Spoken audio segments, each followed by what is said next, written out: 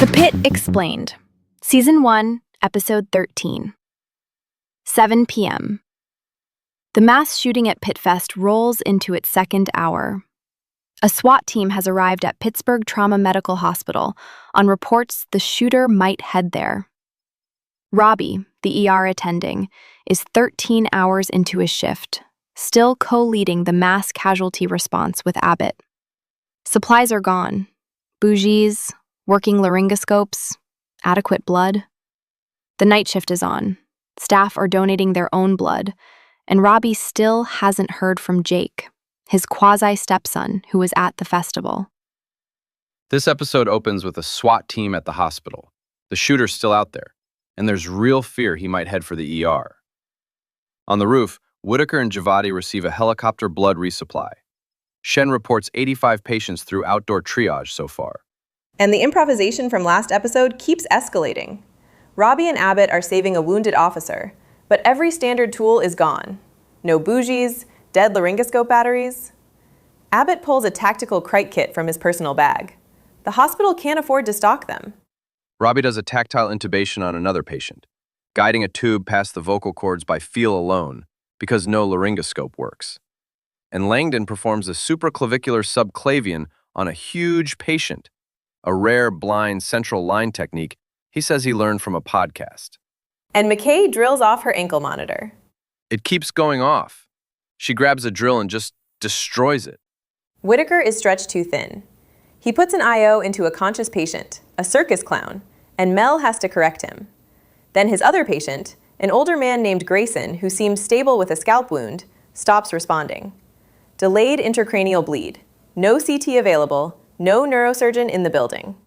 So Mohan grabs an IO drill, the bone-marrow access tool, and uses it to drain the hemorrhage directly through the skull. She cites a 2022 case report. The night shift surgeon calls it an incredible save. And in the middle of everything, Kiara and Lupe are photographing the dead for family identification. They have to tell a woman named Whitney that her husband Vincent was shot in the head and didn't make it. Then Jake finally shows up outside triage in a car with his girlfriend Leah. He's shot in the leg, but Leah took a bullet to the chest, barely has a pulse. Robby takes her case personally. Wait, this is Jake from last episode? Robby's quasi-stepson, at the festival on tickets Robby gave him? Exactly. Abbott tells Robby straight, the bullet went through her heart. Anyone else with this wound gets pronounced dead in the field. Every unit of blood he puts into Leah is one that can't save someone else. And Robby can't accept it. 4 units of packed cells, fresh frozen plasma, a cell saver recycling her own blood, TXA to help clotting. He throws everything at her. Leah is pronounced dead at 7:47. He broke triage for her and still lost her. While Robby's dealing with that, David Saunders shows up outside the hospital to pick up his mother. Police approach him, he panics and runs, and they tackle him. They bring him in with a head injury, and he's insisting he had nothing to do with the shooting. He came to get his mom. That's not what a shooter does. But his phone was at the scene, and the hit lists go back to episode 3. So which is it? But there are still patients crashing. Right. Carmen, a food vendor with a gunshot to the groin, is bleeding out internally. The bullet tracked into a major pelvic artery, and no attendings are free. So Santos, the first-year intern, performs a REBOA on her own, inflates a balloon inside the aorta to stop the bleeding. Abbott arrives, scolds her, says she should never have done that unsupervised, then tells her it was pretty badass and she saved the patient's life. That's her full arc this season. Episode 5, she nearly killed someone with an unauthorized procedure. Now she saves a life with one. Robby takes Jake to a private room and walks him through everything. The tube, the blood, the chest drain, tells him Leah's heart was damaged beyond repair. Jake asks to see the body, and Robby hesitates, but takes him to where the dead are held. Jake blames him, asks why he couldn't save her. And Robby breaks. He starts naming every patient who died on his watch.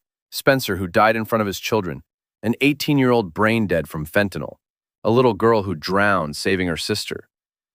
Tells Jake he'll remember Leah long after Jake has forgotten her. Then catches himself horrified at what he just said and pushes Jake out of the room. And then he's alone. 13 hours, 80-plus patients, every death stored somewhere he can't reach. That's where the episode leaves him. Robby shattered. Leah dead. Jake blaming him. Shooter at large. David detained. Not yet cleared. McKay cut her monitor off. Santos saved Carmen alone.